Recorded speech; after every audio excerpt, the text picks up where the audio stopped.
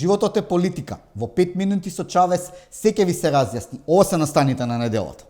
Швајцарија на Балканот, чист воздух не баре си на планина.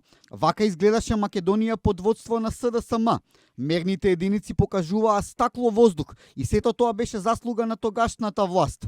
На ова не би поверувале ни најверните приврзаници на СДСМ кога станува збор за загадувањето. Како се наближува зимата, Скопје се искачува на врвот на најзагадени градови во светот. Барем во нешто да сме први. Во наше друштво се градови како Њу Делхи, Каиро, Шангај, Катманду. Затоа пресконференциите на СДСМ за загадувањето личат на сцена од Монти Пајтон. Па вие до вчера бевте на власт. Што не ви е јасно? Скопје е загадено само кога СДСМ е во опозиција, кога се на власт дишаме алпски воздух. Се сеќавате на оние прошетки по скопските улици кога начело на Скопје беше СДСМ и Шилегов, си протестираа сами против себе. Комедии. Си правеа шоу, ке подцркаме, воздух за сите, па зелена револуција. И моди на СДСМ со револуции, без разлика дали е шарена или зелена. Аеро, аеродром, аеро, воздух, нема воздух. Аеро, аеродром, аеро, воздух, нема воздух.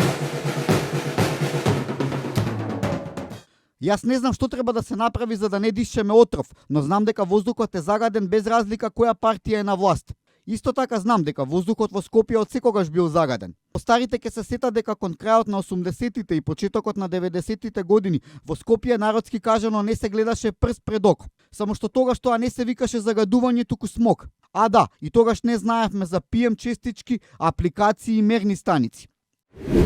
Министерот за здравство Арбен Таравари побара во археолошките истражувања во иднина да има и албанец. Наместо да го гледа здравството и да не умираат луѓе по болници, тој се секира за археологијата. Првиот лекар во државата е загрижен што во Струшко македонци најдоа археолошко богатство од пред 2500 години. Како не се сетија да викнат и по некој албанец, барем за сликање. Али Ахмети пак се заканува. Тој предупредува дека албанците ќе се кренеле ако Уставниот суд чепнел во законот за јазици. Како не му текна да се заканува кога Венецијанската комисија даде негативно мислење за законот. Тогаш со неговиот министер Бујар Османи летаа орли. Убаво вика Мицковски дека дуи на дневна основа стануваат фактор за нестабилност во Македонија. Нашата председателка Гордана Силјановска-Давкова и незиниот бугарски колега Румен Радев имаа нова средба. Тоа е добро. Властите од двете земји треба да имаат комуникација. Овој пат Радев не беше домаќин, па затоа на масичката ги имаше двете знамиња. Бугарските финти не проаѓаат во Азербејџан. Власта не знаела што да прави со објектот на пошта во центарот на градот. Мислеле и им текнало да ја претворат во кабаре. Можам само да замислам како ќе изгледаше отворањето на кабарето. Додека Артан Груби ја сече свечената лента, гостите ги пречекуваат танчерки од шегране и велешта на шипка. Убавини. Таткото на Вања Ѓорчевска Александар предлагал Илон Маск да помогне во барањето на ќерката. Што ќе му е Илон Маск со сателитите кога тој тргнал кон вистинската локација каде што ја пронајдоа Вања, но се вратил бидејќи имало гужва низ Скопје. Не за џабе се вели дека премногу случајности не се случајни. Хрватскиот министер за здравство Вили Берош поднесе оставка поради корупција, а веднаш беше и уопсет. Не знам како му е кога ова го гледа нашиот најславен министер за здравство, кој сега е начело на СДСМ. На Венко живи му изгореа луѓе во Тетовската болница и око не му трепна, ниту пак имаше одговорност. Уствари имаше, кабелот беше крив. Германскиот канцелар Олаф Шолц се слушна со Владимир Путин. Србите на ова би рекле дошла маца на вратанца.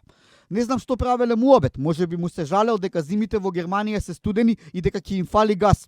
Тие двајца немаат што да разговараат бидејќи Германија е пред избори и мандатот на Шолц е технички, а шансите пак да биде канцелар се на ниво на статистичка грешка. Путин ќе разговара, но со некој што ја прифаќа реалноста, а не со Шолц, за кој самите германци велат дека е најнеспособниот канцелар што некогаш го паметат. И за крај што заклучивме? Воздухот е загаден само кога СДСМ е во опозиција. Кога се на власт дишаме алпски воздух. Али Ахмети ќе ја прави големата ако уставен го укине законот за јазици и Таравари се грижи за албанците археолози. Монти Пајтон навистина може вода да ни носи.